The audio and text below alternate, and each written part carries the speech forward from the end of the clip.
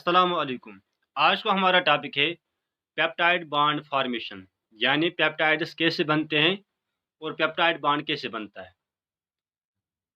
हमने यहाँ पे 3 अमाइनो एसिड बनाए जनरल। ये है first amino acid, this is second amino acid and this is third amino acid. अब जब दो अमाइनो एसिड्स एक दूसरे के पास आ जाते हैं तो एक अमाइनो एसिड का कार्बोजाइल ग्रुप और दूसरे अमाइनो एसिड का अमाइन ग्रुप, ये आपस में रिएक्शन करते हैं। कार्बोजाइल ग्रुप जो होता है वो OH ग्रुप देता है और अमाइन ग्रुप हाइड्रोजन देता है, और ये हाइड्रोजन इस हाइड्रोक्सिल ग्रुप के साथ कंबाइन होता है और बनाते हैं वाटर। फिर ये वाटर मॉलिक्यूल बाहर निकलता है एज H2O। जब वाटर मॉलिक्यूल बाहर निकलेगा तो यहाँ पे अब बॉन्ड बनेगा between the amine group, that's nitrogen and carbon. अब यहाँ पे हम देख सकते हैं कि दो अमाइनो एसिड्स कंबाइन हो गए। तो ऐसी रिएक्शन जिसमें दो अमाइनो एसिड्स कंबाइन होते हैं by the loss of water, it is known as condensation reaction. इसे हम कहते हैं कंडेंसेशन रिएक्शन। और यहाँ पे जो पेप्टाइड ये बॉन्ड बन गया between the two amino acids, इसे हम कहते हैं पेप्टाइड बॉन्ड। अब वो चेन जिसमें दो अमाइनो एसिड्स कंबाइन होते हैं उसे हम कहते हैं डाईपेप्टाइड। फिर डाईपेप्टाइड के पास एक और अमाइनो एसिड है, थर्ड अमाइनो एसिड। तो ये जो डाईपेप्टाइड का इस साइड वाला कार्बोजाइल ग्रुप है और थर्ड अमाइनो एसिड का अमाइन ग्रुप है, ये आपस में रिएक्शन कर सकते हैं। कार्बोजाइल ग्रुप देता है OH एंड अमाइन ग्रुप देगा H। ये बनाएंगे आपस में वाटर मॉलिक्यूल। वाटर मॉलिक्यूल बाहर निकलेगा in the form of H2O। जब वाटर बाहर निकलेगा तो यहाँ पे क्या हो जाएगा, यहाँ पे बॉन्ड बनेगा between the carbon and the nitrogen. तो यहाँ पे फिर यानी डाईपेप्टाइड मिल गया तीसरे अमाइनो एसिड के साथ, या तीसरा अमाइनो एसिड मिल गया डाईपेप्टाइड के साथ, और वहाँ पे हो गया लॉस वाटर। ऐसी रिएक्शन को हम कहते हैं कंडेंसेशन रिएक्शन, यानी ऐसी प्रोसेस जिसमें अमाइनो एसिड्स दूसरे अमाइनो एसिड के साथ मिलता है by the loss of water and by the formation of peptide bond, it's known as condensation reaction. तो ऐसी चेन जिसमें तीन अमाइनो एसिड्स प्रेजेंट हो उसे हम कहते हैं ट्राईपेप्टाइड। फिर हम यहाँ पे देख सकते हैं या इसको डिस्कस कर सकते हैं कि ये जो अमाइनो एसिड्स होते हैं वो होते हैं कंबाइन। जब ये कंबाइन होते हैं तो क्या बनाते हैं, हमने अभी देखा डाईपेप्टाइड, ट्राईपेप्टाइड, अब सबको हम बोलते हैं पेप्टाइड। और जनरली हमने क्या देखा, कंडेंसेशन रिएक्शन होती है।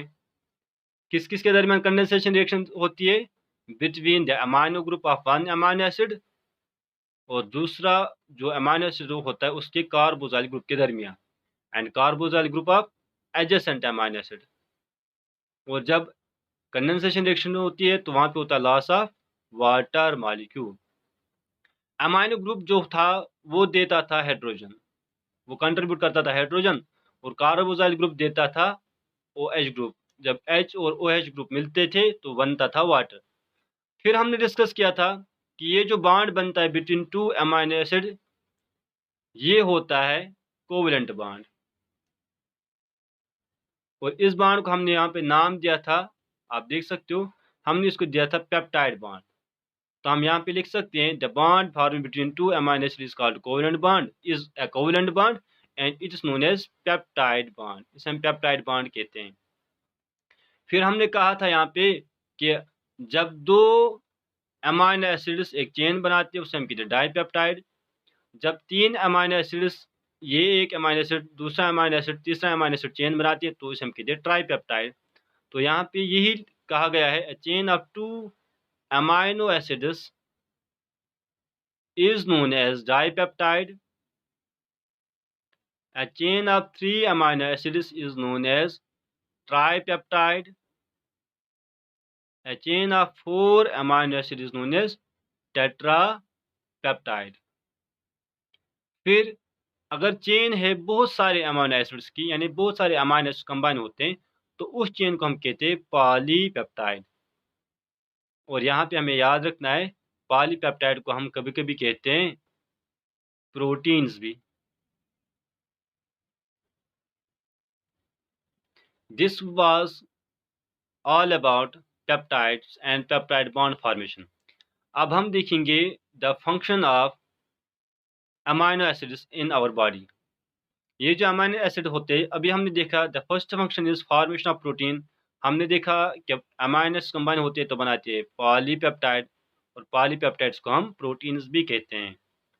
द सेकंड फंक्शन इज जो अमाइनो एसिड्स होते हैं, ये सिर्फ प्रोटीन्स नहीं बनाते हमारे बॉडी में, but formation of other compounds, ये दूसरे कंपाउंड भी बनाते हैं हमारे बॉडी में। लाइक हमारे पास एक अमाइनो एसिड होता है जिसे हम कहते हैं टायरोसिन। टायरोसिन हमारी बॉडी में एक हार्मोन बनाने में मदद करता है जिसे हम कहते हैं थायरॉक्सिन। ये हमारी बॉडी में दूसरा हार्मोन बनाता है जिसे हम कहते हैं एड्रीनालाइन।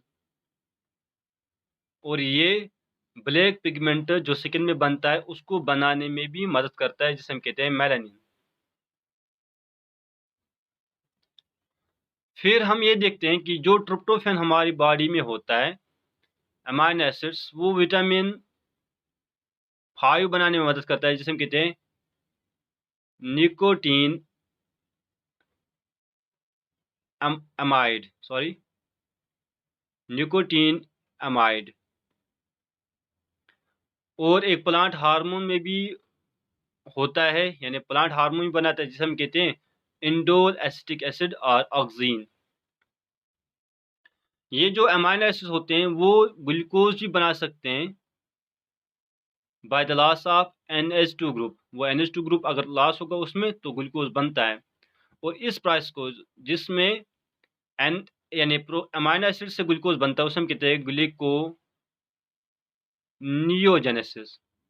अब अगर फैट से बनता है उसे भी कहते हैं हम ग्लूकोनियोजेनेसिस।